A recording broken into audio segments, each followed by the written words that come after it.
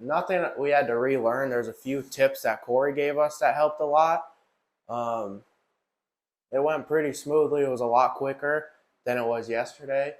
Um, yeah, other than that, there's really nothing new. Probably just applying a little bit too much mud.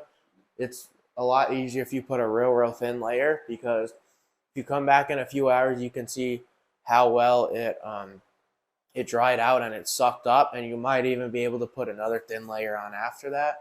Versus a real thick layer, you'd have to come back the next day or even the following day after that to fix it or sand it. Yeah, one thing we've been doing is I've been working in the bathroom and Jasper's been in the closet, because that's where most of your taping, mudding, and corner bead is going to go.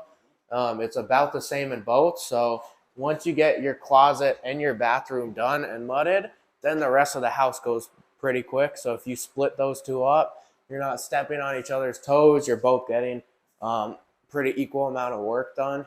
So that's what I would suggest. So today all we're going to need is our drywall knives and our mud pan. You might need your hand sander to go over a few things that's easier to sand in front of you versus having a pole. And we're also going to need our paddle to mix our mud. You might not need this depending on how much you have left, but it's always good to have one. And it works better if you use one of the Flex or Milwaukee drills versus your Craftsman drill. Yeah, you need a sponge too. That's just to clean off your knives as you go, to clean off your mud pan and scrape all those dry boogers off so they don't streak your mud as you're applying it. Today we're putting on our second coat of mud, and the only thing we have to do is hit all of our seams and our corners again. Most of the screw holes are only going to need one coat of mud. What we did is we didn't water our mud down at all for the screw holes, so it's still really thick, because if you add all water, when the water evaporates, it'll pull into that screw hole and you'll have to go over it again. So without mudding, without watering it down, we'll only have to go over a few one more time. So it saves a lot of time if you do it that way.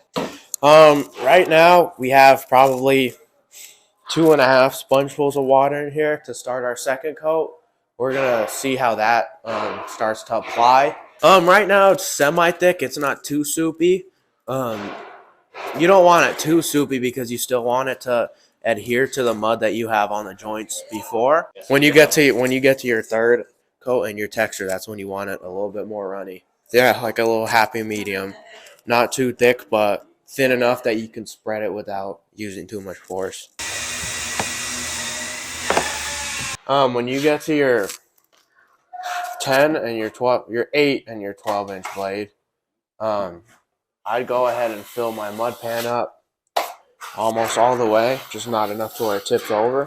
Because when you're putting this much mud on each side, it goes through really quick, so you don't have to really worry about how heavy the pan gets, because you're getting rid of mud faster than you would with any other knife.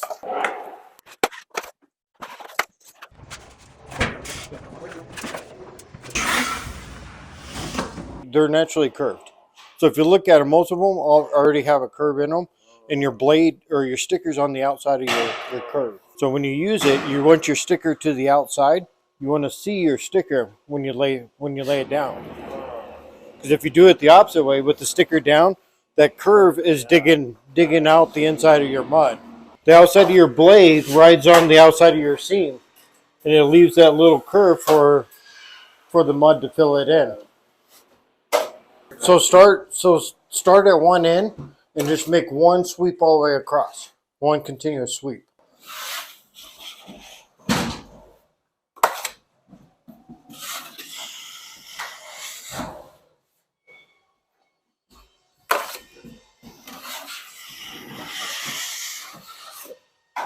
I like doing one continuous sweep because it leaves one clean line all the way across. Now, if you were to try to start it like this, you're going to leave tool marks in your mud.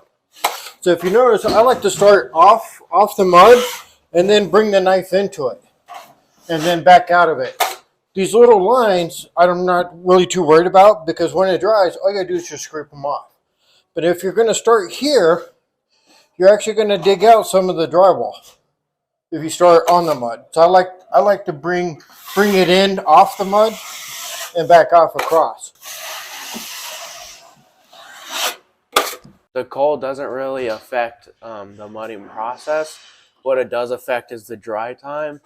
Like in the summer, you might be able to throw a layer of mud on and come back at the end of the day and throw another layer because it'd be dry enough. But here, when we came in this morning, half of our mud was probably like halfway dried.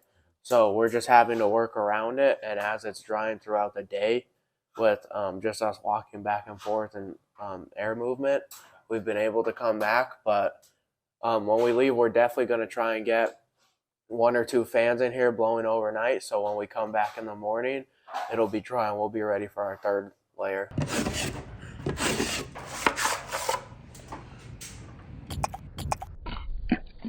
Oh, watch your head, Edgar.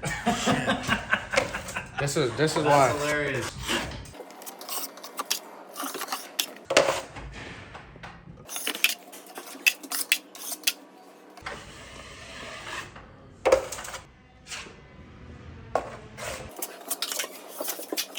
Today went pretty good. The 2nd coat was probably twice as quick to put on as the 1st coat, just because we had our corners in and we didn't have to apply mud behind them, and our corner bead was all done, so it went really quick. It took us about 4 hours to finish all of this, and now we just we're gonna come back tomorrow, finish it up, and we have 3 fans in here going too to help with the dry time to ensure that when we get here tomorrow, it'll be ready for us to start sanding. So they're getting the mudding. They're starting to get it pretty flat. But what I'm still seeing is a lot of tooling, touching and stuff like this in the mud. It should be nice and flat like this. Even if you get these little lines, when it dries, you can take your knife and just scrape it off. So you don't have to keep building your layers of mud on top of each other.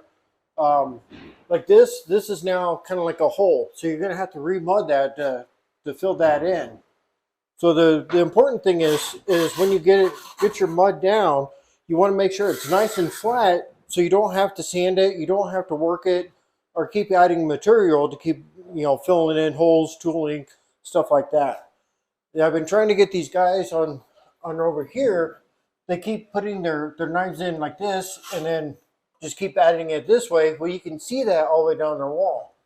What we're trying to do is get them to lay their mud like this and then go back the opposite way and do it in one motion. So you just get that nice even coat all the way down your wall without a bunch of tooling or choppiness. And this is, you can kind of see it there. They added too much mud right here. So they got to, where their knife is starting to skip across it because it's starting to dry. So we got a little bit more work to work with them. It is a lot better from when we first started. It's a lot cleaner, a lot smoother. It's looking good, but we still need to fine tune it just a little bit. So here's kind of a perfect example of how they're putting their mud on like this, and they're repeating that process as they're going along. So now if you look, now you got a bunch of tooling marks, and it's very uneven all the way up the wall. So the idea would be to put the knife on sideways and just run it up like this and then back across it so you get a nice even coat. And you won't get all this unevenness right here. Kind of the same deal with this. So they still have they're still learning their knife technique. And but they are improving, definitely. And what we'll do is we'll just kind of do a little shave down on it, and then we'll show them again how to do it and see if we can perfect it. Now look how clean that is.